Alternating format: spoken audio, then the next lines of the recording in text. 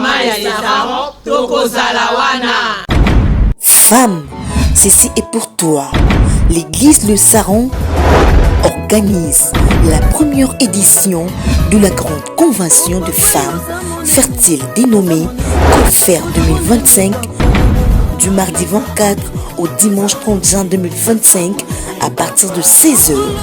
Thème choisi, la femme face au ton de la production. Les oratrices, l'apôtre Maria Bibi Chouamba, la femme brave et capable de tout, le pasteur Mimi Kawata, le pasteur Annie Kondo Akondo, ainsi que l'apôtre Déborah de l'Angola. Toutes les voix utilisées des dieux pour ta production. Femme, ceci est ton ton. Le ton de résultat, des empreintes, des productions, des fruits. Car l'Éternel sera au rendez-vous pour te faire du bien et acquérir une meilleure expérience auprès de ses servantes choisies en ces temps pour toi. Femme, il est temps de publier les fruits de ta production. Yaka ofungola molimo na yo pe yebela tango tika distraction pe négligence poete eza tango ya ko échapper te pona kofungwama dans tous les domaines spirituels, matériels, financiers et autres. Quel est ton ton? Voici l'appel de Dieu pour toi. Femme commerçante, entrepreneur, sans la production, tout est nul. À toi de choisir et faire le choix du bon côté. Nous sommes situés sur 6, numéro 78, sur l'avenue Bongandanga, direction à Sousa et Chaba, voir le rond-point Kipwanza, dans la commune de Kasavubu. Soyez le bienvenu, Bouye Boulamo, Nabiso Banso. Que Dieu le Père vous bénisse. Jésus est Seigneur, Jésus-Christ est le Dieu véritable. Sur cette activité, que je diminue que toi seul tu crois si la kitaya nous sommes Dieu ton papa et non. On a voulu takana yo ça de ça la biso la monokos. Les avant-derniers jours de la biso. Donc le dimanche nous allons tous célébrer parce que tu nous as fait du bien. On y va qui connaît kaboué ça. On dispose au thé. Une femme extraordinaire avec beaucoup d'amour et d'humilité. Au télémicier, enfin que ton bika. La Bible dit qu'ils sont bons le pied de ces qui annoncent l'évangile. On se rajoia, non seulement là, mais comme tu as appris, mais on va s'associer avec ça, mais ça. Ça va sur ton soi, ton cas, afin que ton barrel devant l'Éternel qui est Dieu. Pour pas mourir parce que nous avons un désir d'accompagner. Malgré ma difficulté, ma problème, mais nous avons la soif du désir ce soir. Dans le nom de Jésus. Ainsi nous avons prié et nous disons 3 fois Amen. Est-ce que quelqu'un peut dire Amen? Amen. Moi aussi, moi, je vais Amen. Est-ce que moi, si moi, je ne vais pas pour la est-ce que c'est pour nous que nous avons aussi? Alléluia. Et ça, voici, on va pour l'homme la grâce. Telle la voisine, le bas, ma maman, là, que les 4 km ce soir. Bien-aimé, pourquoi ça n'a pas de problème la vie sur ma difficulté? Mais une fois que tu te retrouves devant Jésus, bien-aimé, soif n'a rien fait qu'on voit les chats et changer. Vous avez la femme samaritaine qui avait la soif. Il y a eu pas résoudre un problème charnel, mais une fois devant le Seigneur, a changé. Soif n'a rien, soif n'a comme désir dans Christ. C'est le temps de femmes qui ont compris. Nous avons la soif par rapport à nos besoins, mais nous avons la soif de cet homme Jésus. Bien-aimé, je voudrais que ton histoire change ce soir, ce matin, ce soir. Je voudrais que nous avons passé le long pour nous. On m'a laissé pour le réellement l'éternel m'a visité. Dieu m'a accordé ce que la main de l'homme n'a pas pu me donner. Dieu m'a fait de moi, bien-aimé, une championne. Bien-aimé, il a pris à ton cœur et il a été absolu. C'est une femme qui parle tellement bien qui a la grâce de Dieu. Je connais ces couples au travers un frère à moi qui est à Paris, à Lille, qui est en France. Il m'a parlé de ces couples. Et j'ai été invité l'année passée pour animer une conférence. Malheureusement, je me suis retrouvée en Angola. Quand on a écouté en Angola, il y a une activité à côté. Et les hommes qui caractérisent, les années bango baboyana nouvelle histoire. Pour ce que Angola. Dans la vie, amen. Et quand on a eu un témoignage, j'ai beaucoup apprécié ce couple. Je me suis dit, dans la bateau, ça va nous préparer à l'enlèvement de l'église. La Bible dit que le Seigneur va préparer l'église glorieuse. Ça veut dire que ça va chez lui, mais là, on prépare en gros. C'est une génération. On a fléchi tellement bas. Une fois que tu parles pour le royaume, tu parles pour l'avancement du royaume, à la place.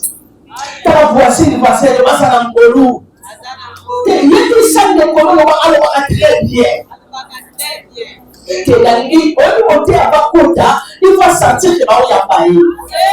Est-ce que vous avez une fois au niveau international, une fois qu'il communique non seulement les langues, mais le qui peut transformer ta destinée. Une femme qui parle bien, une femme qui parle sur le modèle divin, qui a la grâce divine sur vos acclamations. Je t'appelle la femme de Dieu, notre pasteur Arthur Mafika. Au moment où nous allons s'approcher, on acclame pour honorer cette grâce. Pour honorer cette grâce. Que Dieu vous bénisse, maman.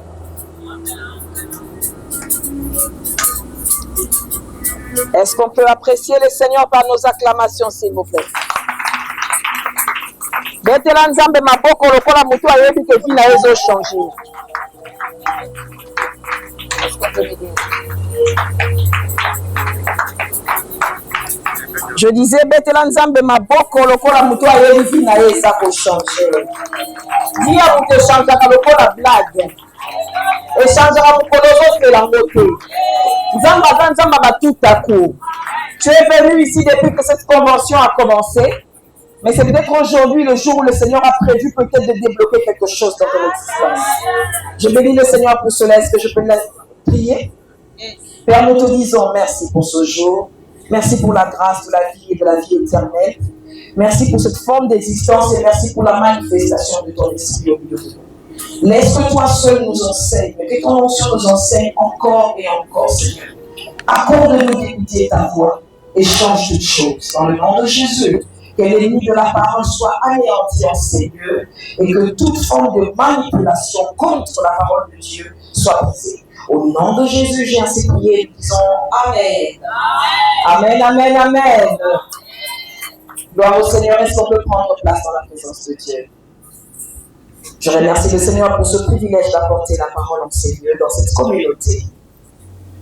Et je remercie encore l'apôtre Nibichouamba pour cette marque de confiance envers ma personne. J'apprécie aussi toutes les femmes qui sont en train de se mobiliser autour de notre servante ici. Toutes les femmes servantes, celles qui sont en train de travailler au four et au moulin pour que le royaume de Dieu puisse avancer. Et aussi à vous toutes qui avez fait cet effort de vous déplacer. Vous avez laissé vos maisons, vos occupations pour venir écouter la parole de Dieu, une sémence incorruptible. Que le Seigneur vous récompense pour cela. Que le Seigneur soit béni. Alors nous sommes en train de continuer. Je sais que d'autres servants de Dieu sont passés en ces lieux et ils ont arrosé. Et aujourd'hui, le sous-thème qui m'a été demandé d'exploiter par l'apôtre, c'est que je dois vous parler sur les ennemis de la production. Les ennemis de la production. Vous avez appris ce que c'était la production, la sémence qui a été déposée en vous, tout ce qu'elle doit produire en vous. Et ce soir, moi, je suis venu interpeller une femme sur les ennemis de la production.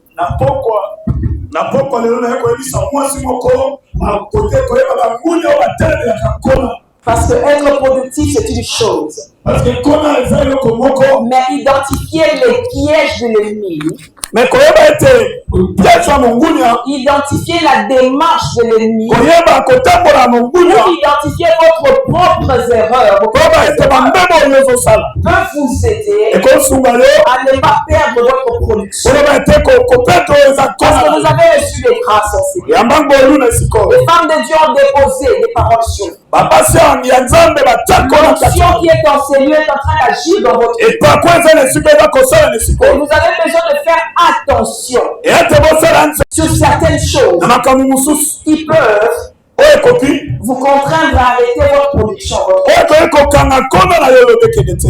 Alors pour commencer, Pona moi trobanda. je dirais ceci. Je sais que tout le monde a parlé de la production, Nayebi ke moto nyonso alobelaki na ntina ya du nkona. temps de la production. Koyeba nkona oyo ezosala. Mais dans mon entendement, Me na koyoka na ngai. le temps de production Ntango oyo na bekona. sous-entend un temps où on doit présenter des résultats.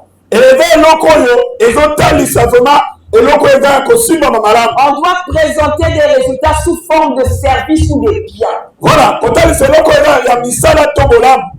Donc cela veut dire, elingi oloba on vous a laissé faire quelque chose. batiki osala eloko moko C'est comme dans une usine.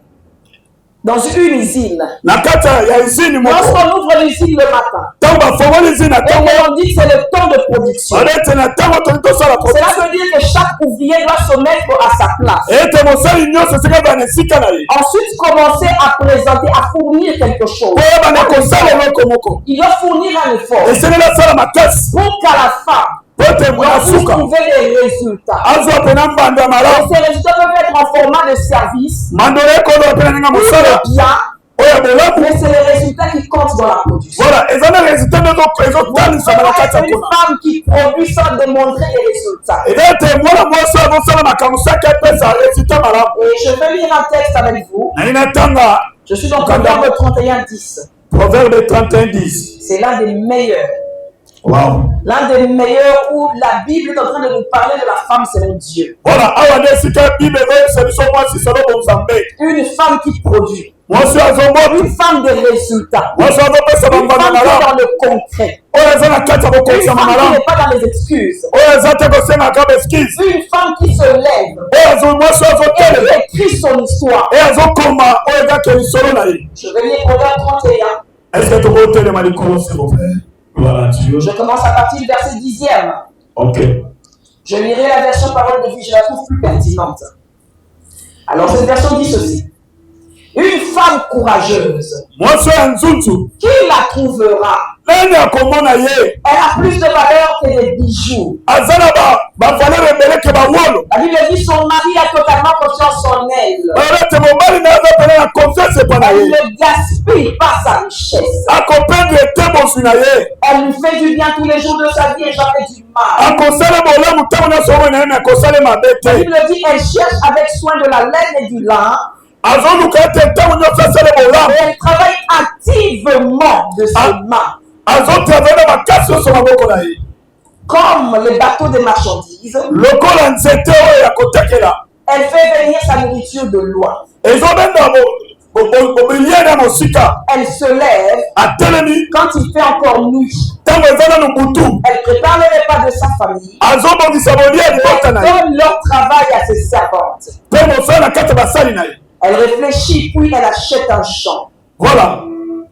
Elle fait une plantation avec l'argent qu'elle a gagné. Voilà, azosala ba plantation na mbongo oyo azozwa. Elle se met au travail avec courage. azotala mosala na nzunzu Elle nyonso. ne reste jamais sans rien faire. akotika te asanga kosala eloko moko. Elle voit que ses affaires vont bien. aba ete mesala ndenge okende La malamu. lampe reste allumée tard la nuit. oyo ntango nyonso azokondime na butu. Ses mains filent activement la laine azotelema kati na butu wana. et ses doigts tissent les vêtements. Voilà, kati na bilamba. Elle aide les malheureux et elle donne aux pauvres. azozwa ete azopesa na babola. Elle n'a pas peur du froid azoya na malili te de sa famille, mpo na libota na ye. car pamba à te la maison, na ndako na tous ye. ont des bons vêtements.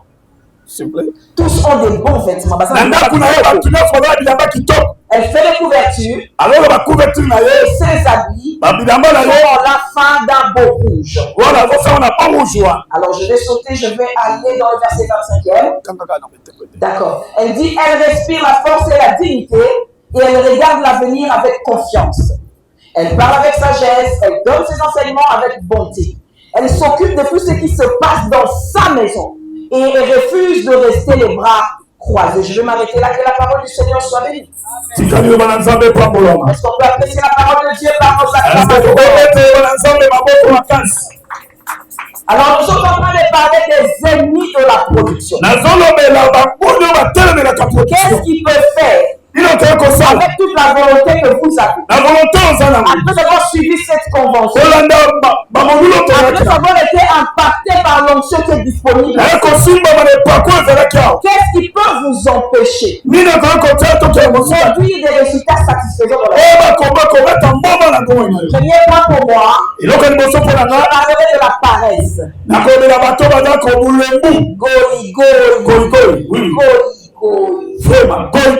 Paresse. Parce que ça va te donner parce que très bien.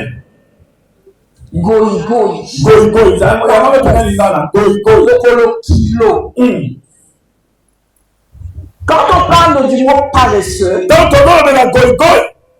en hébreu le mot utilisé est atzel. Atzel, ça veut dire se pencher négligemment.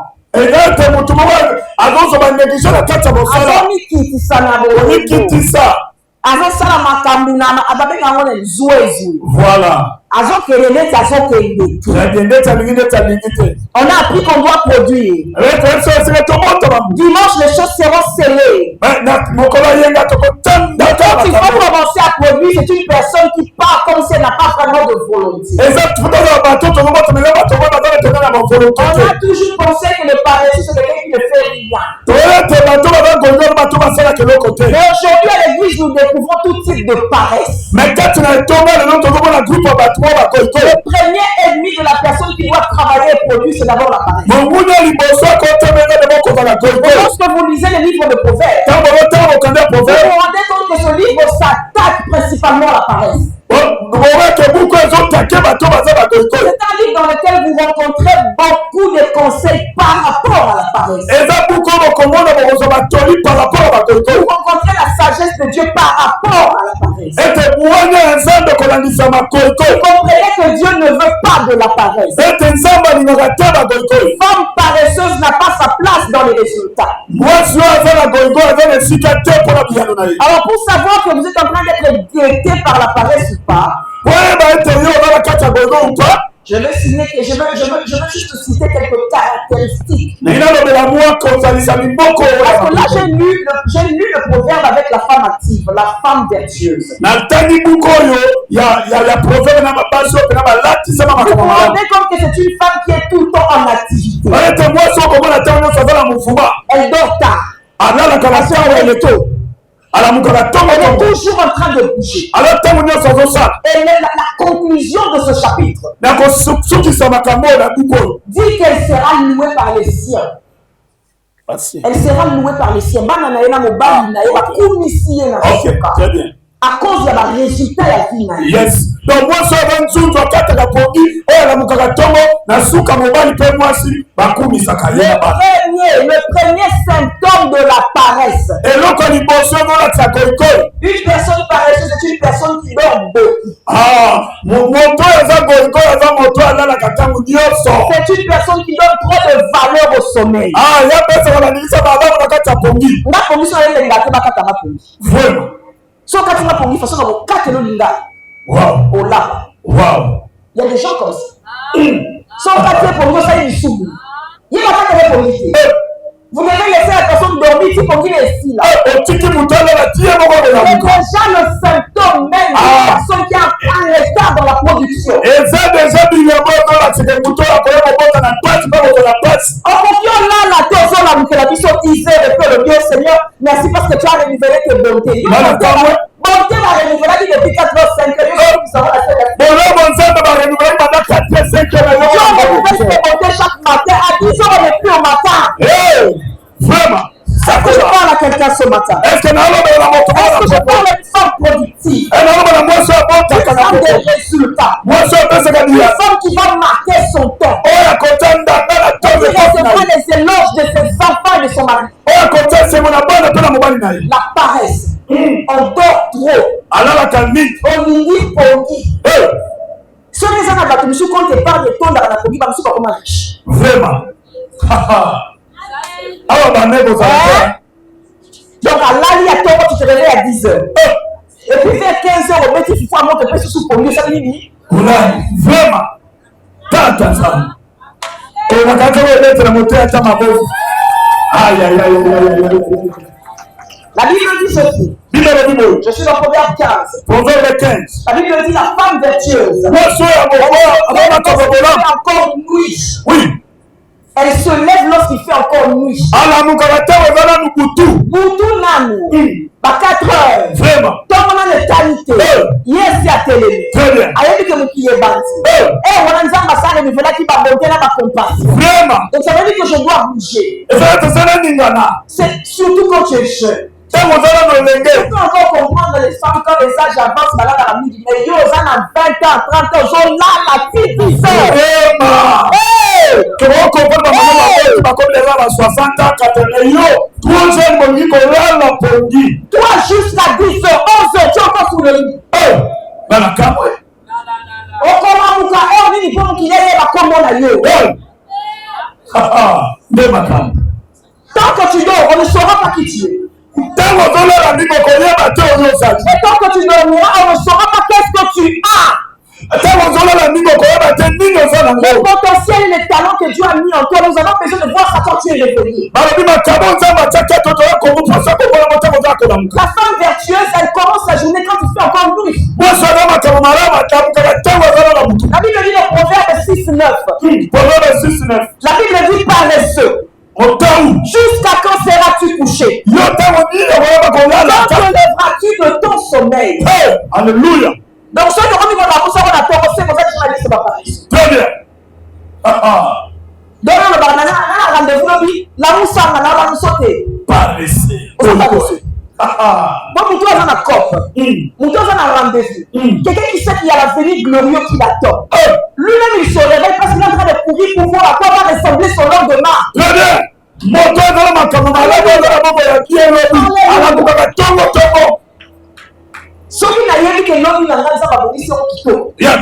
Je me réveille pour voir à quoi ça va ressembler. Je me réveille pour voir qu'est-ce que Dieu a prévu pour moi aujourd'hui. Il va encore dans l'amour, il va beaucoup dans l'amour. Très bien. Je dois produire. Il faut qu'à la fin de la journée que je présente un résultat. Très bien. Qu'aujourd'hui je fais ceci. Je fais cela. J'ai rencontré. J'ai dit ceci. J'ai amené. Je suis en train de produire.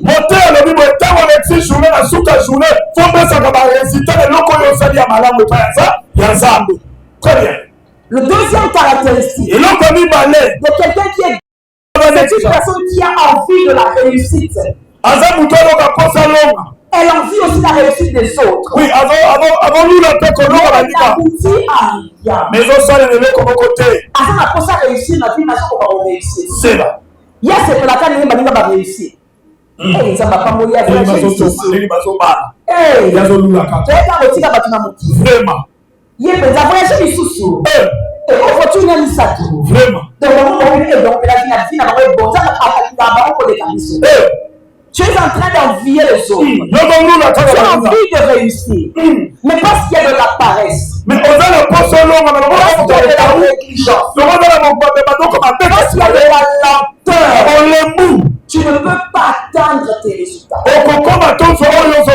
Bien aimé. S'il y a une chose que Dieu aime, Dieu se plaît dans la réussite de ses enfants. Est-ce que quand nous avons réussi, nous avons se plaît comment les autres ont été. Très bien. Wow. Quand tu réussis dans la vie, quand tu fais quelque chose et tu réussis, le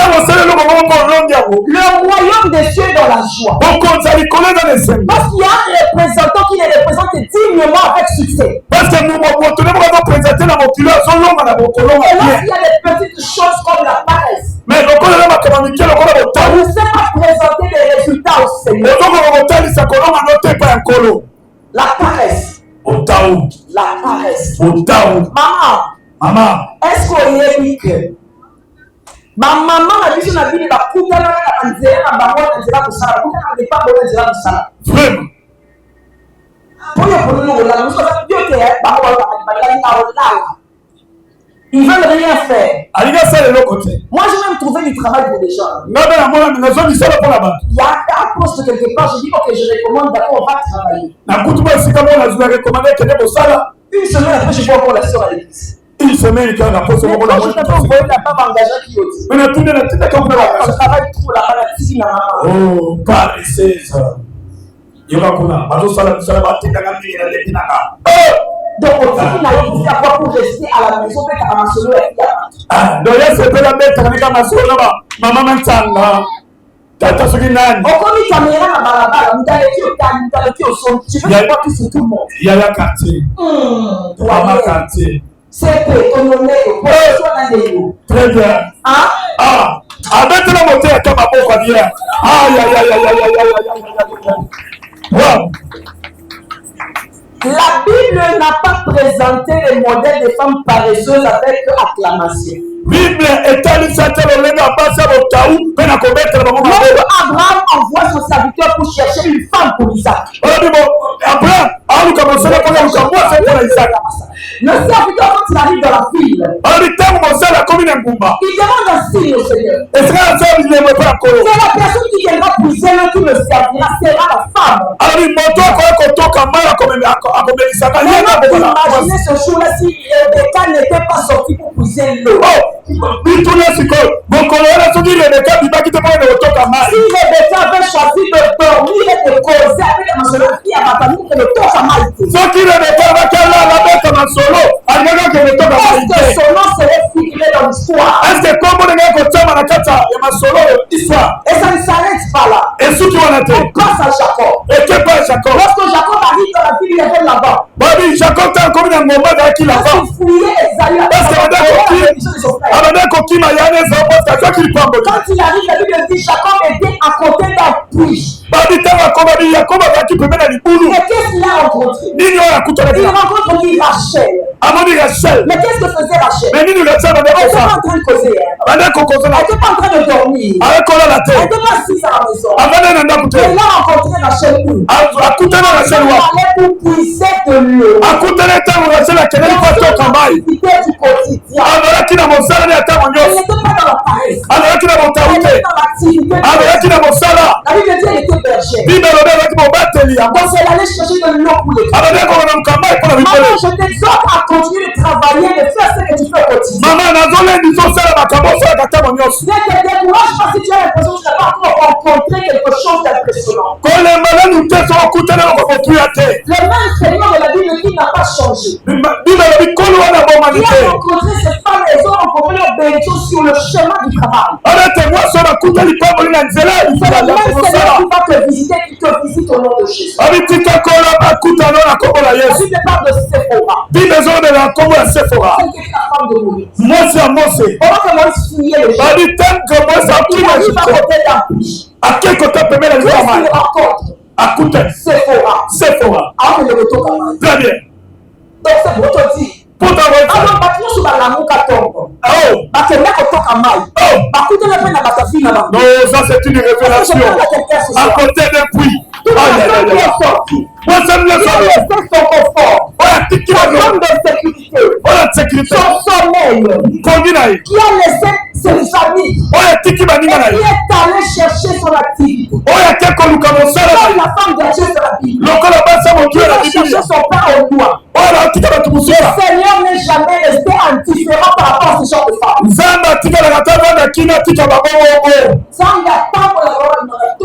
Amen. Amen. Wow. Moi, je me souviens à un moment de ma vie. Il y a plus de 20 ans. Après 20 ans, je travaillais quelque part. Je quittais la maison à 5h15. À cause des embouteillages. On arrivait en ville à 6h. Chaque jour. Pendant une année. Donc quand je sortais le matin, mon fils dormait. Quand je rentrais avec les embouteillages, je reviens 21h. Mon fils dormait déjà. Donc l'enfant ne me voyait que le samedi. Parce que j'étais en train de chercher mon père. Sur mon chemin d'activité. Je devais chercher mon père. Mais sur ce même chemin, le Seigneur m'a rencontré. Et il m'a béni dans sa vie. Sur le même chemin, j'ai rencontré ma bénédiction. Des opportunités d'emploi. Des opportunités d'investissement. Des opportunités qui ont élevé. J'ai sorti une femme ce soir.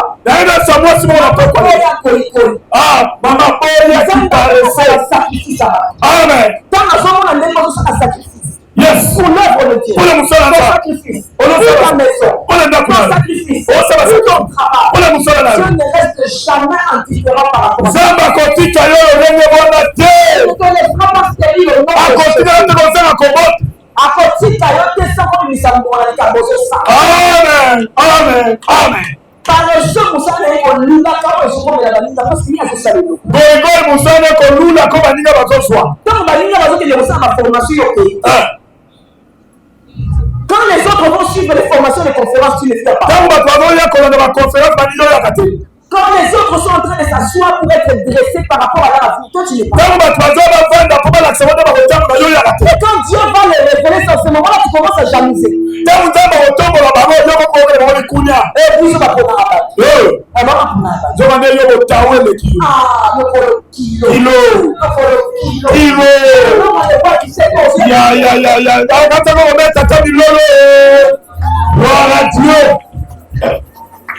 On a quitté à 16h, tu arrives à 19h. Voilà, toujours minimum de retard. Voilà le ministère amène. Ministère amène. Ministère amène. Donc aussi, c'est donc papa son pambo là, tu commences son pambo. Il y a son cola. Donc le ministère amène. L'esprit a retard. Adorette. Accomité. Amen. Tant que je peux pas dire que il va y aller que je les minimum de pimanati na le nom de Jésus. Et voilà, on a mis minimum de pimanati na le nom de Jésus. On comprend la personne de quoi on a aussi le musalate. Vraiment. Azali à la fois. A pompé miti ma pompé. A bêti ma sola batinios. Vraiment. Il a demandé qui a l'aidé. Madame, deux viennent se mettre en confiance. Et on a cher pour deux c'est béni pour moi la personne qui tombe. Là la camoué. Moi je vois des gens qui commentent même sur les motos de la bête. À son commentaire, tu n'as monté à deux à monter. Alors, mais c'est meeting de temps, il va pas la minga la dot, il y a un peu de meeting. La chose a commenté. Commenté. Madame, il a combien? Non, mais la camoué. Ah, ça va être tout. On a un diamant, on va nous séduire. Vraiment. Il va séduire le problème. Voilà. Il va séduire le problème. Voilà. Commence d'abord par faire quelque chose de ton quotidien. Si tu commences à tu auras moins de temps pour constater la vie des autres. Les gens qui sont busy n'ont pas le temps de savoir qui est sorti, qui est entré. Je ne connais même pas mes voisins. Mes voisins déménagent. Je sors, je rentre. À un moment, je me demande, j'ai des voisins ici. Est-ce que ça va voisin ce sont de nouveaux voisins qui viennent. Je ne sais pas. Je m'occupe de mon champ. Quand la femme d'Antieuse, je m'occupe de mon champ. J'apprête ce qu'il faut pour la maison. Oui, et puis je continue. Pas de place pour la paresse. Oui. Place exacte pour la volonté. Pas de place pour la négligence. Place exacte pour la négligence. Voilà. Le chemin du paresseux est comme un buisson d'épines. Très bien. Mais la route des gens droits est bien large. Très bien. C'est là pour dire que le paresseux a des problèmes. Il rencontre des difficultés partout. Moto Azar Goligol Azara toujours dans l'excuse dans les campagnes. Très bien. Une petite course de 10 minutes, lui va te faire ça en 1 heure. Attends, tu n'es pas quoi, ça me l'a crédit après 45 minutes. 2 millions, maman, tu dis il faut qu'elle chôme la prière. Oh, mais t'as maman, quoi, Personne ne va pas en acheter, il n'est pas parce lorsque Jésus revient. Ah, donc on a gagné temps, c'est temps exact. Et l'autre a 2 minutes, c'est 2 minutes. Ouais. Comme maintenant, on 10 minutes. Très bien. Pourquoi on a commencé à 3 minutes? Vraiment. Si on a dit Dieu, c'est les gens qui sont besoin de voilà. Donc, il n'y a quand même pas d'excuses. C'est ça. Quand vous travaillez surtout dans une équipe, apprenez à ne pas être identifié comme paresseux. Parce que vous retardez la production des résultats. Et Dieu a besoin des résultats. Donc vous retardez Dieu aussi. Vous retardez l'avènement de Christ. Vraiment. Vous avez sa mission qui est l'équipe. Très bien. Les incapables, il faut les écarter. Dans ensemble. La paresse. Otaou. La paresse. Otaou. Une personne qui est paresseuse ne fait pas son travail quand il est le moment de le faire. La Bible dit ceci. Proverbe 24. La Bible dit à cause du froid, les paresseux ne labourent pas. Et à la moisson, il faudrait récolter l'igname.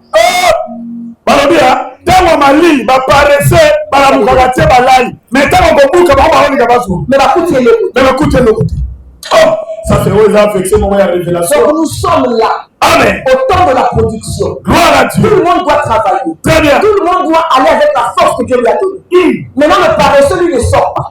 Il a des excuses. Il fait froid dehors. Vraiment. De l'autre pour les bêtises. On a démarqué sur pour les bêtises. Il y a pour moi. Aïe. C'est que là, là, c'est pour les gens qui ça va tout passer. Ça, c'est des excuses des paresseux. Voilà. Quand il faut moissonner, eux, ils n'ont rien. Il est comme un rasoir. Le problème n'est pas l'onction à l'église. Le problème sont les actes et le comportement que tu affiches. La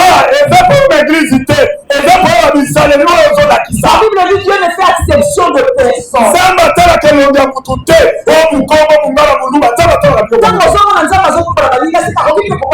Très bien. Très bien. Le problème c'est qu'est-ce qui te retient. Tu n'es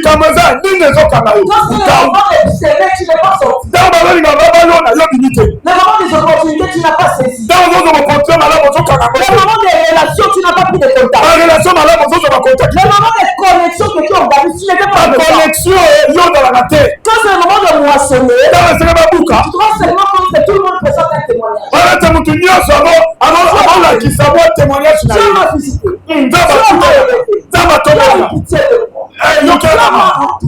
Je suis comblé.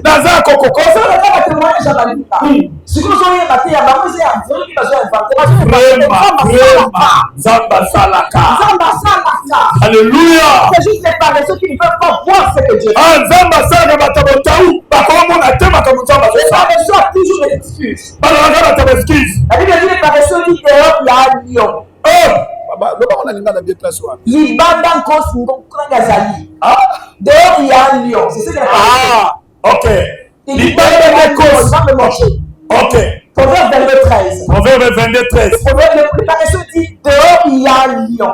Libanda nkosi ndazali. Je serai tué si je sors. Donc l'homme n'a pas voulu me l'aller. Il y a une raison pour le remarquer. Dehors il y a un lion. Si je sors, il va me tuer. S'il vous plaît, montez, paressez. Abaka ko bima ke kusala ko molimo batata mwase bakoko. Akasala bimi kosa za kibana. Kuna bimi kosa kolia. Ndio molimo wana pia no fo benga na moke. Autant de lever. Benga na moke. Oh notre Dieu, c'est aussi le lion de la tribu de Juda. Ça va mettre à mission kolia. Donc quand tu commences déjà à avoir peur de petites choses pour ne pas aller chercher ce qu'il y a pour problème. Donc il y a déjà comment on a makamamike pour que nous nous gâter comme il faut le faire. Après dit que business moi je peux pour la joie moto, la nuance à moto pour la banque à ça la micro va pas pour la mine na moto. Oh la vie appartient au courage. Micro va pas pour la moto. Quand tu joues un accident on s'en va on va couper sur place. Vraiment.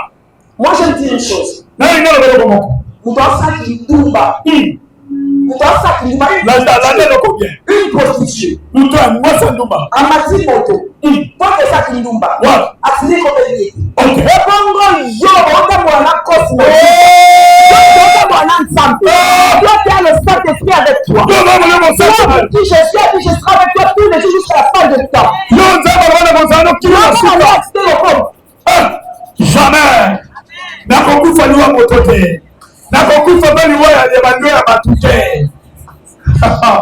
Une fois, une dame m'a dit, Mokolomoko mama moka Saloba. Elle m'a dit, tu vas dans ma taxi, enlève-moi comme ma casse. Parce qu'on enlève bateau. J'ai dit, enlève bateau parce qu'on a dit, pour enlever.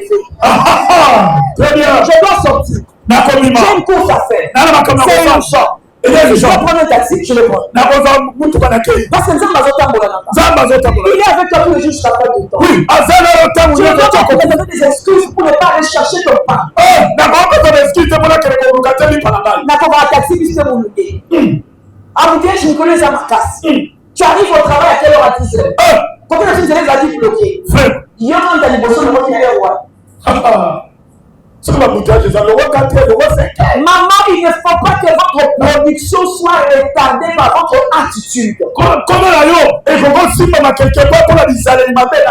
que la paresse est un état d'esprit. Le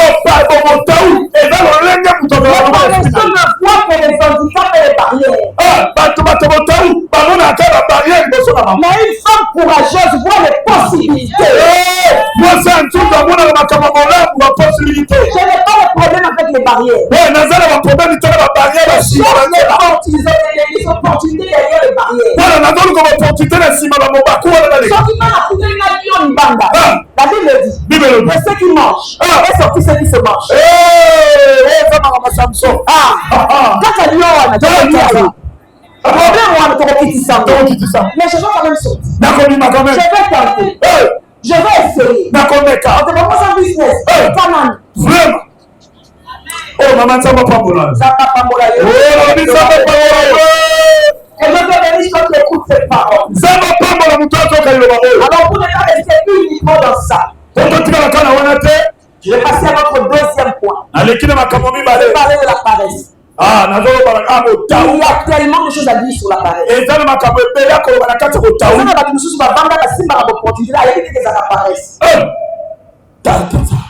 Tu continues à catégorie à deuxième point. Les ennemis de la production. Nous parlons de la dépendance toxique. Dépendance toxique. Nous allons dépendre de ça qu'on a banni, comme le ça. C'est-à-dire, nous devons dépendre de son ensemble de terre. Comment dépendre de pas bandido à Zanaï?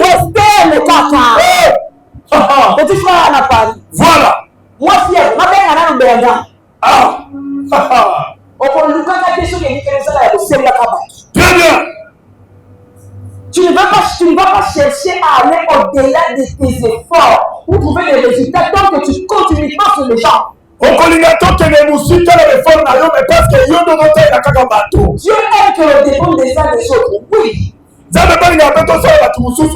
Mais la dépendance dont je parle ici, c'est la dépendance toxique. Mais on a la zone là, on a ma belle, on a la salle de bateau. Maman, il ça surtout la carte à Banda. Très bien. Maman, la langue m'a pété. T'aimes ma personne. Voilà. Je n'ai pas de problème avec toi. C'est juste que maman m'a demandé de parler. Vraiment. Je disais. Allô, oui. Tata n'a pas beaucoup lié. Ou bien non, je ne sais pas qui t'a élevé. Vraiment. Parce que si vous avez mon père est balayé. On va la balayer au beaucoup là. On va la suivre au beaucoup là. Allez, l'homme de beaucoup se charge pour la balle. On fait mon avantage des anabés. Tu ne veux rien faire dans la vie, pas pour le caca. On va attendre au bandit. Tu ne fais rien, tu ne cherches pas. Tina Aja 45 ans, papa va tuer au cheval giré. Tous les besoins, papa est. Vraiment. Même ta serviette hygiénique, tu demandes à papa. Vraiment. Dépendance toxique. Dieu a placé en chacun d'entre vous des potentiels. Maintenant, si vous ne décidez pas de découvrir et d'exploiter, vous serez dans la dépendance toxique. Alors, si vous voulez et comme on se parle du numéro, après, si ma retourne à santé, bonne famille, papa, ton lit était. bisenga bisenga. Ah, au départ, c'est une femme, on s'est marié dans les mêmes périodes. On s'est marié dans les mêmes mois.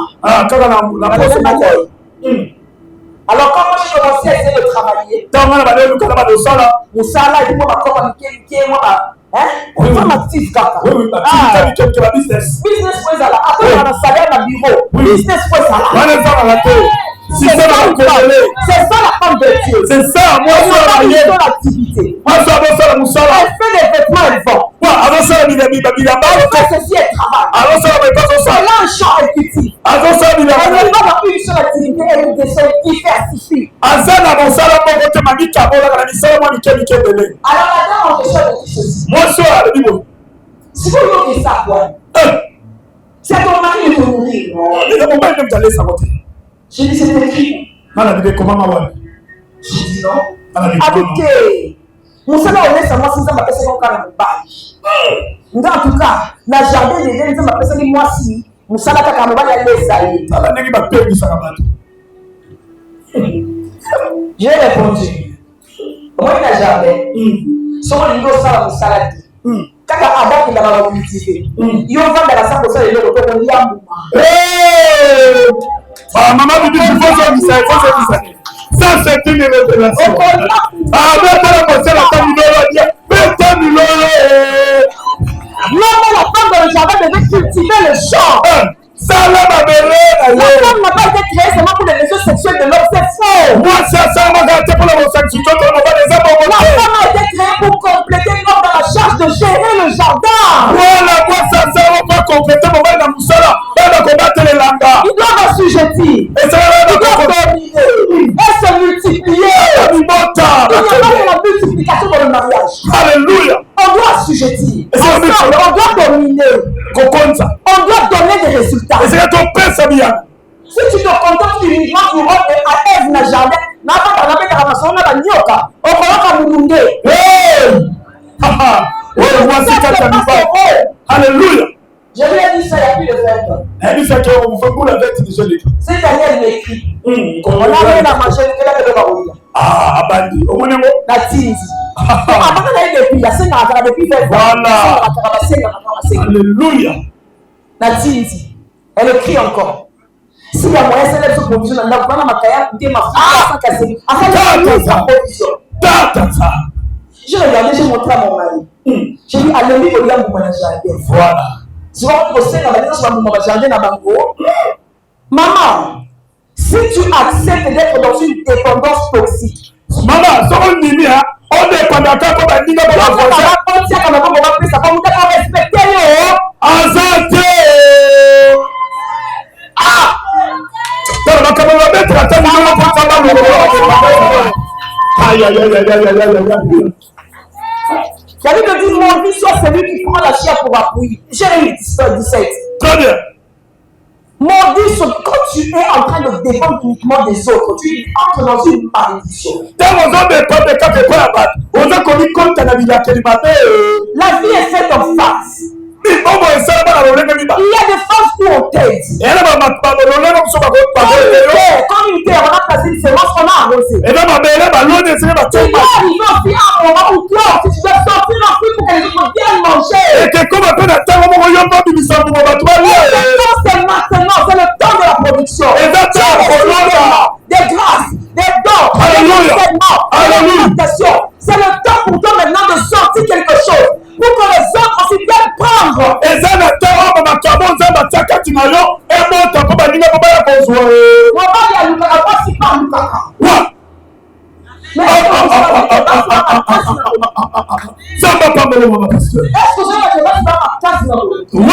là c'est vrai. Et ça va maintenant sous la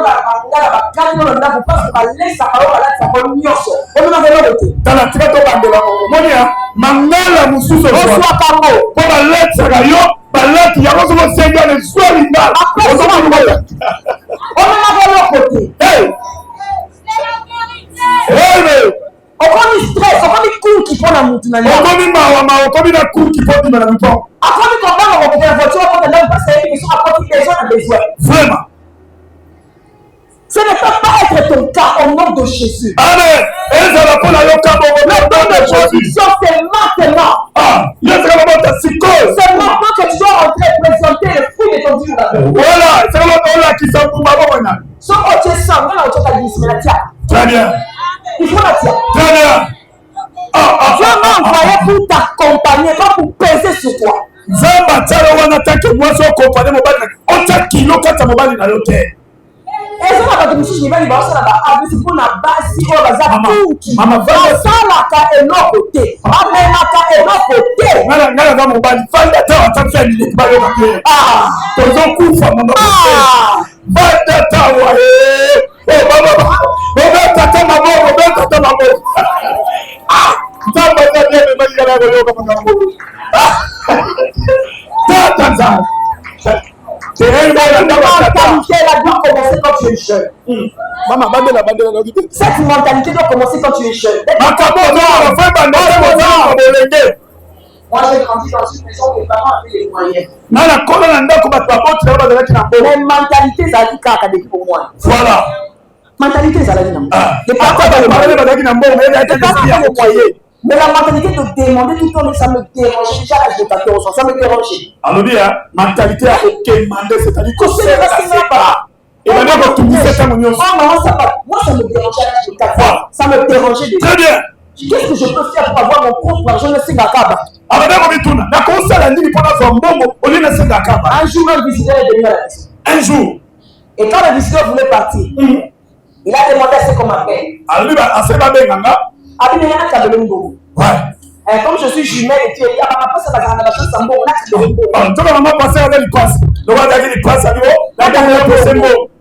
il a pris une liasse d'argent, il m'a donné. Je vois ma maman, je suis africaine de Bazala. Maman africaine. Maman, la mitema. Maman, la mitema. Sominga. Soki makabeli mwana mbaba eza ya mwana. Maman m'appelle. Maman de la liasse à moto. Elle dit, est-ce qu'il passe dans la moelle dans son pote? Mais ça fait des chirurgies. Elle a tout ça. C'était beaucoup d'argent à Boto. Alors, gloire à Dieu. Elle a pris juste 3 billets, elle m'a mis. Alima, business a vu dans le mandat en montant. 14 ans. 3 billets, business est bon. Deuxième secondaire. Na 13 ans. Na simba pata biscuit union. Batakala bayo. Na tienne la salle. J'arrive à l'école. C'était interdit de vendre. Okay. J'ai commencé à vendre des biscuits, mais c'est à part. Après ça court, on a tué la biscuit, mais pas plus de c'est pas que je manquais. La salle n'a pas besoin de ça. Mais j'avais besoin d'avoir mes sources de revenus. Je devais très bien. Bon, yo quand on tombe bien. Maman la table na zanga quel côté. Avec on nous casse analyse ba la yebo ko pesa fort la yebo. Et ça là. C'est anormal à 17 ans, 19 ans, 20 ans, tu demandes encore de l'argent de banque génique aux parents. Et ça normalité na âge à 19 ans. C'est dans une dépendance Il est le temps. Papa génique au Sénat pour ma part. Yo katasoni. Et ça va répéter. Yo katasoni. Petit caca. Maman mon mari dit que quand il moment là, il ça. J'ai commencé avec les biscuits. Pendant les vacances, la bombe bimbo. Maintenant, je vais tourner l'argent. Yo, t'as le vacances. La bombe bimbo on a. Tu vas parler de mon vacances. Oui. Balide bandioya. La moni maman za na séchoir. Azara na barabilis. Azara na biloko sur souki. La souki. Voilà. Maman na chambre ça de la rater. J'ai pris un carton. J'ai affiché devant le portail chez nous. J'ai écrit Babilis. 500 francs, 1000 francs. Est-ce que vous avez vraiment déjà? Maman, l'option enseignera toutes choses. Gloire à Dieu. Les choses s'enseignent. La ligne au souk, la ligne je mets. Tu t'assois. Au ligne la ligne, la poésie. Quand l'école me prend, je reprends mon business. Voilà. Alors, Biboya, tu n'as pas pour la maman, maman, la maman, la maman, la maman, la azui pata bibili banga ko ça va soukia ba bazo ya vanda banika ko sala lot amanda ko so va sukonje donc on va classe à la zone de biscuit. J'ai commencé mon business de 2e secondaire jusqu'au 6e. Abanda ko tenga ba biscuit na 7e secondaire kilo kena na zaman d'état. Je convertissais seulement l'argent. Mais ko pas la moi en vacances na changeable. Voilà. Je suis pas ba boudin, ba bidon comment je vends des trucs et tout c'est tout. OK? Voilà. Donc c'est pour te dire quelque part Si tu es toujours dans la dépendance, et dit que mon baga baga yo, ma baga et tout, mais ma couille na yo, on va dans l'erreur. Tu es dans l'erreur. Maman, bandez la phrase quand elle a Sans qu'on va dans la couille qui a mon baga, tu es dans l'erreur. Tu offres à charge de personne. On a mon combat, mon côté. La Bible dit chacun doit porter sa propre charge. Très bien. Ma Bible dit bien. Monte le moteur, mais mon combat d'ailleurs. Comment ça, il s'appelle la Bible va AVC. Très bien. Maman, va t'attaquer pas comme un baka. Il y a un moment où il tombe un coup, c'est encore une passe toxique. Quand une femme commence à dépendre de quelqu'un, elle ne va plus rien faire. Sauf qui moi, moi, ça va dépendre de la on est sur ça. Je connaissais une dame, son mari travaillait. Et puis maman, moi, je travaillais, elle ne travaillait pas. C'était une amie. Je vais la voir à la maison. Elle a eu 4 enfants ou 5.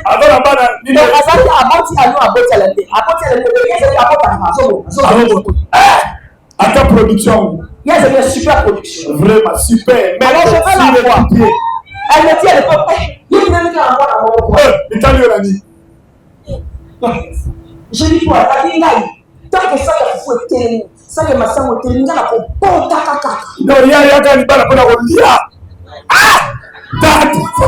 l'époque où elle disait que son mari était manager dans une grande entreprise à l'époque. L'époque où elle était manager dans une société. Moi aussi, aussi, mon mari n'a dit. Je lui dis, tu dis, c'est parce que mon mari me donne le nom, et puis c'est ça. Tant que ça, il faut voter. Ça, c'est ma soeur voter. Dans la de bon caca. Moi, c'est ça, vision. Il y a un sac à ma soeur, il y a un sac à Poupou. Avant que Dieu ne place l'homme, Dieu a placé le cadre. Très bien. Avant de partir, c'est sûr que le cadre les années de Yamamou. Alléluia. Avant dans la compétition. Ok. Quelques années après, Yamamou a perdu le travail. Très bien. Son combien d'années avec au compte. Nous sommes malheureux, ça ne pas m'aider. Vraiment. C'est pour te dire. Pour les capacités que tu vois dans l'homme. Ma côté, la Bible dit dans Genèse, Dieu créa l'homme et la femme, il les créa à son image. Bible dit dans la jeunesse, et je peux même te choquer en te disant, il y a plus d'aptitude chez les femmes que chez les hommes. Est-ce qu'on veut dire que nous sommes pas tous les hommes? Je le crois, je le confirme. Moi, je le crois, je le confirme. Nous, on peut gérer plusieurs dossiers à la fois pour toutes les capacités. Très bien. Mais avec les papas qui viennent à une chose à la fois. APC. Une chose. Tu vas un dossier à tu dans le dossier à papier. Quand tu as le dossier à l'union, tu as le chauffé. On chauffé. Tu vas le dossier, combien? Combien de gens sont loyauté? Tu vas déranger. Mais nous, les femmes, on peut être partout à la fois. Très bien. Nous, les femmes, quand on entre en mode production, on peut être aïe, aïe, aïe, aïe, aïe, je suis à la maison, je suis dans le business, je suis aussi à l'église. Oui. Et je donne des résultats partout. Très bien. Dans le business, je donne le fond. Yoka, maman le loué, dans un business, dans une église, dans un salle, mais dans un résultat. Très bien. Ce que je fais, je suis en train de produire des résultats. Mais bien sûr, dans ça, dans un c'est bien normal. Je suis à l'église en train de veiller sur chaque département, même quand je sais ce qui se passe à la maison, je donne aussi des ordres. Voilà, dans un quatre églises, dans un département, dans un petit. S'il y a une chose qu'une femme qui ne produit pas ne sait pas, c'est qu'elle est capable de produire.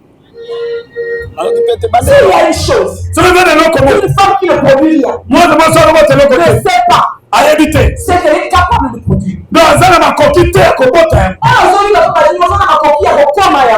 bien.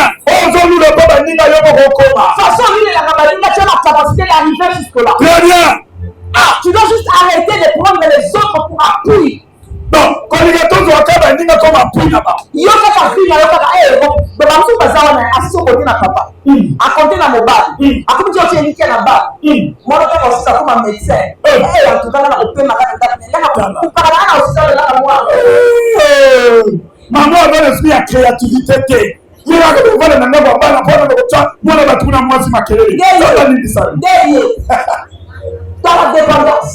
Très bien. Et c'est une chose que Dieu ne veut pas. Et ma commande est ça, ma belle. J'interpelle une femme à arrêter de mettre toute la pression sur un homme. Dans un monde, ma canisse, pas moi, ce qu'on va d'accord avec ton mobile. Dans un monde, ma masse, tout ça, on va la coucher, on va la coucher. Très bien. À maison, on va nous très bien. À cause de papa, maman, na tomba na mkaza yako kwa tata mama. Très bien. Yako kwa nuko la solution kana kwa kate. Oh. Ya mesana kwa mama mzanga ale ka verni. Yega ka ba verni, mutonde ka ba moninga te moyibi.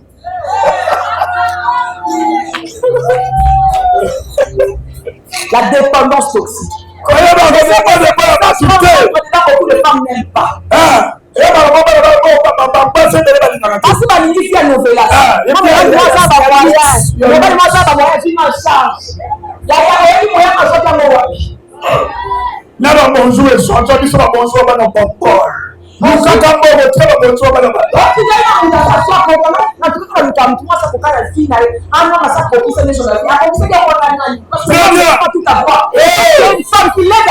Voilà, c'est très important. Un homme pour qu'il puisse s'organiser dans la vie, il faut qu'il y ait la présence d'une femme pour l'aider à gérer ça. Donc, voilà, mon mari, soit dans la vie, la vie. Est-ce que dans la voie, c'est mon père, va combattre la vie. Donc, ça, il faut que ça qu'on puisse avoir à organiser, puis il y a essayé de faire la moitié pour être déjà voilà. À ce moment-là, nous sommes à la place. Deuxième, troisième bureau. Respect ça. La troisième chose. Et la troisième des choses qu'il faut retenir. Madame, s'il vous plaît. Qui dérange. Montez, s'il vous plaît. Les productions. Nous allons mettre à l'eau de fouan. Makambo, le fouan, ils sont troisième édition, quatrième édition. Tous se disaient pas cette édition, ça va passer les baillards. Makambo, vous les avez été. Allez là, on s'en va. Enseignement sur une dame. Allez, le bail n'est pas là. Il faut pas. Très bien. Parce que c'est pas un service. Très bien. Quand la Bible parle de la femme vertueuse, on ne dit pas qu'est-ce qu'il faisait dans la vie. Tout ce que la Bible dit, c'est qu'il siégeait à la porte. Ça veut dire qu'il était honoré. Parmi les notables. Mon père a dit juste mon parent bien. Très bien. La femme n'a pas du siège. Comme des gens notables. Voilà. Mais la Bible décrit les activités de la femme du lever du soleil jusqu'à son couchant. Mon Moi, c'est à ça. Très bien. Et même la Bible, le Seigneur a eu plaisir à présenter cette femme dans la Bible. Très bien. Même il dit c'est pas la qui se contente, ça voit sur la carte de Bible. Maman, vous qui les présentez la passion, elle a fait sa résultat. Très bien. Parce que maman a tout quitté. Maman a laissé dans le pôle. Parce qu'on a fait ça à Kenya. Très bien. Parce que Kenya, il va être dans le Nunaka. Bandela. Parce que Kenya, il va être dans le Nunaka. Très bien. On dit, on pèse moi si le pied. Moi, je pèse mon mari. Papa Kenya. Maman, longtemps. Il y a un moment dit, bisous, s'il vous plaît. Bisous, tante. Père, il y a un moment où ma tête est qui tombe au milieu. Là, mon tête, il te verra pas commenter. Père, moi, j'aime la femme qui traite son mari avec douceur et tendresse. Ah, mais tata maman va dire, pas seulement douceur et tendresse, mais une femme aussi qui allège le fardeau de la fille de l'homme.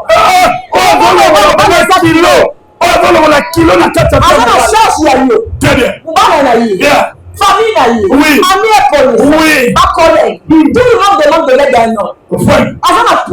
Très bien. Tout le monde demande des emprunts. Très bien. Tout le monde demande des services. Très bien. Maintenant, ceux qui n'allaient pas il faut qu'ils trouvent que tu racontes aussi des chiffres. Très bien. En tout cas, le business, c'est le PCR. Moi, c'est qui les côtés. Gloire à Dieu pour toi, en tout cas. Moi, j'aime dire ça. Ok. Oh, il y a une autre situation, moi, j'en fais ça. Les professionnels, on se bat. Oh, ça me va là. Tu sais,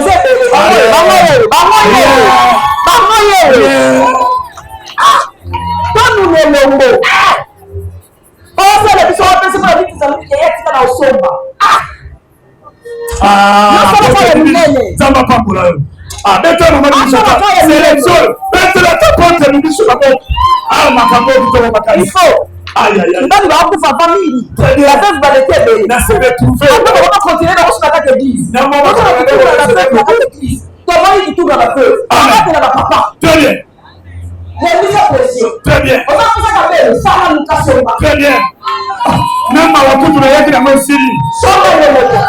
Le dernier point, on va chuter par là. Le dernier point, je parlerai de mauvaise compagnie comme ennemi de la production. Et là, quand tu as les mauvaises compagnies. Maman, lorsque tu as compris des gens de mauvais conseils, tu ne peux pas aller de l'avant. Maman, La Bible dit ne vous y trompez pas. Ne vous y trompez pas. Ça veut dire qu'il y a moyen de se tromper. Ça, la Bible dit ne vous y trompez pas. Ça veut dire qu'il y a moyen aussi de se tromper. Ce qu'on fait est bon alors que c'est mauvais. La Bible dit ne vous y trompez pas. Les mauvaises compagnies corrompent les bonnes nouvelles. Ça veut dire que l'élan que tu as pris. Quelque chose pour être autonome. Voilà. Très bien. Comme quelqu'un me disait,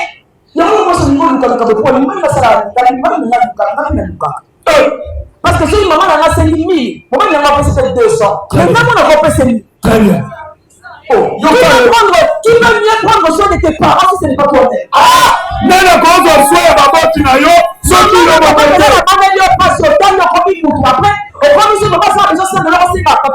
Maman c'est Nissa, Yokasoni. Gloire à Dieu. Ma communauté est profond. Alors, nana kozwa swa baboti na yo soki yo bokote. Gloire à Dieu. Mon père est dans ma famille. Donc s'il n'a que 1000 entre les mains, sa maman a besoin de 700. Voilà. Ta maman aussi 700. Avant que sa maman ait 700. C'est clair. Le choix est clair. Maman a aussi la 300. Est-ce que maman a 300? C'est pas pour moi vraiment attendu. Comment? Donc quelque part, tu as intérêt à produire parce que tu as aussi des responsabilités par rapport à ta famille. Yango moni. Oza obligé de faire le loco ya yomoko pour amener la mukumba na famille. Bon, c'est que c'est maman qui a fait ma femme. Très bien. Très bien. Tu as besoin de travailler, de produire pour découvrir qu'est-ce qui est caché en toi. Et on a la motive dans ça, la première chose, c'est le loco de la catina. Il y a des choses que l'on découvre seulement dans le champ. Et dans la maison, on a la maison de ça. Tant que tu es à la maison, tu ne sauras pas de quoi. Mais c'est quand tu es dehors, exposé au danger, exposé à tous les risques, à l'incertitude, tu sauras comment sauter le niveau et le joie. Voilà. On sautait ni la moulaï, mais on sautait. Vous arrivez à voir la ligne et mais ça rappelle Bango. Quelle réflexion. Ne laisse pas quelqu'un te dire que tu n'as pas besoin de produire, ce n'est pas pour la femme, c'est faux. Ouais, très bien. La femme a son rôle à jouer dans la production. Moi, ça va la montre, la carte. Et puis finir, est-ce que vous savez que lorsqu'une femme produit, dans moi, ça va produire, on sait le combien. Ça, j'ai toujours en parlé. Après, on va la moto. En 97. En 2007, il y avait une étude qui avait été menée par le PNUD, le programme national United States Cross Development. Programme de développement. Programme de développement dans la Ils ont mené une étude, ils ont découvert ceci. Tout le monde est là. Ce qui va pas juste aller. Moi, je commence à 100% de la route. Très bien. Parce que quand on a bien dans les cas il faut aller à la pause. Ah oui. Il faut que tu aies bien tout parce qu'il la protection, montre la chaussure dans la voiture. Surtout ça. Qu'il est l'eau. Je continue. Qu'il est l'eau. C'est quoi, papa soit assis là. Yénam. Reste. Souvent, il y a maman là-bas. Maintenant, le contraire. Quand une maman est bien salariée, quand elle a l'argent, Yoka, ce qui m'a foutu bien avant la mort. 100% nous regardons. Très bien. C'est comme ça. Ils ont des gens qui ont la propre, l'école bien, donc on va vacances na poto, parce que maman sont mon Est-ce que nous sommes ensemble? Est-ce que tu vas les sauver? C'est pour te dire ceci. Que de ta production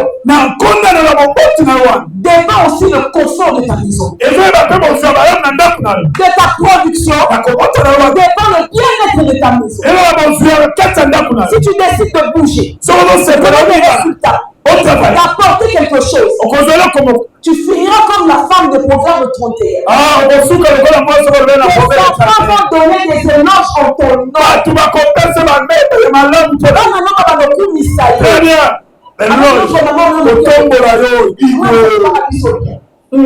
Ton argent arrive à la maison. Voilà. Tu n'as pas besoin de demander la permission pour Somba. Moi, je suis la permission. Très bien. Moninga ça na réunion de Ranjara et j'ai vu ba te passer pour abina ko yo na sisi na ko bina so ba ya kola ko kola produit et puis les mauvaises compagnies. Parce que ce sont les femmes qui ne font rien, qui aiment encourager les autres à ne rien faire. Et là, là-bas, sur ma sac, le côté, pas encourager, ma ligne, pas ça, les locaux. Les femmes qui n'ont pas l'intelligence renouvelée entraînent les autres dans l'ignorance. Bateau, madame, ma yelle, toi, le monde, ça va poisson, mais bon, on va compte, ça va me bannir, ça va me bannir. Ils ont ça la peau, na yo, mais on s'en sait pas le mauvais yo. Très bien. Nous t'avons pas remettre dans ma mauvais yo. Donc tu as tout intérêt à faire quelque chose. De tout ce que je citais. Ce sont la paresse, la dépendance toxique, ou encore les mauvaises compagnies. Sachez qu'il y a toujours la présence du diable derrière. Voilà, et il y a toujours la il y a toujours une forme d'envoûtement, une forme d'influence, de pression pour t'enlever dans la paresse. Tu dois refuser ça personnellement. Très bien. Il y a l'effort de l'homme dans la paresse. L'effort à fournir pour sortir de la paresse. Il y a l'effort à fournir pour sortir de la dépendance. Il y a l'effort à fournir pour se détacher des mauvaises. Choisis ceux qui vont t'amener. Le faire église le faire. Si tu vois quelqu'un qui est habile dans son travail. C'est que la Bible dit. Si tu trouves quelqu'un qui est habile dans son œuvre, c'est qu'il se tient auprès des rois, il se tient pas auprès des hommes obscurs. Très bien. Donc, ce moment où on ça dit donc, bien aimé, maman, réfléchis sur ton environnement. Quelles sont les personnes qui te guident? Quelles sont les personnes qui te donnent des conseils? Ou quelles sont les personnes qui t'encouragent à aller ou à rentrer? Je voudrais qu'on se lève dans la prière, notre temps est important. Parce que tu as entendu, je n'ai pas tout détaillé. Il y a beaucoup à dire sur la parole. Mais dans le peu que j'ai pu dire, tu aimes trop dormir. Tu es dans la lenteur. Tu ne donnes pas de résultats. Tu as toujours des excuses. Tu as toujours des excuses. Toujours des prétextes pour toi-même, tu travailles avec beaucoup de négligence. Ce soir, tu cries à Dieu. Je veux que tu demandes au Seigneur dans sa miséricorde qu'il t'aide à sortir de cela. Il n'y a que Dieu qui puisse t'aider à sortir de cela. Il n'y a que Dieu qui puisse t'aider à sortir de la dépendance toxique.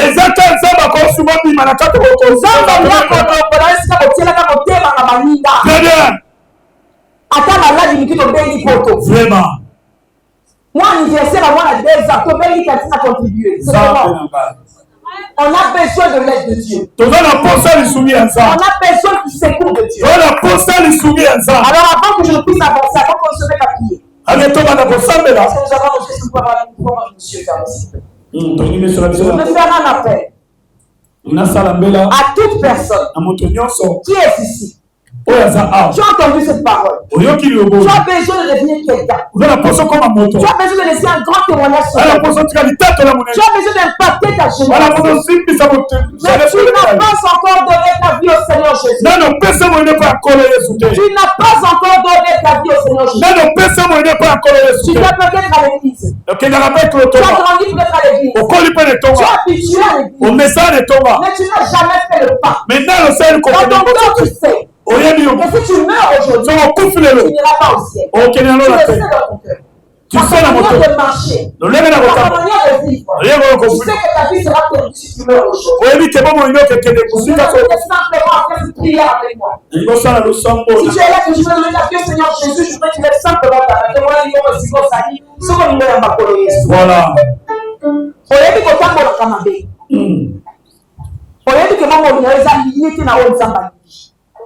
Tu vas prier avec moi, tu vas dire Seigneur Jésus.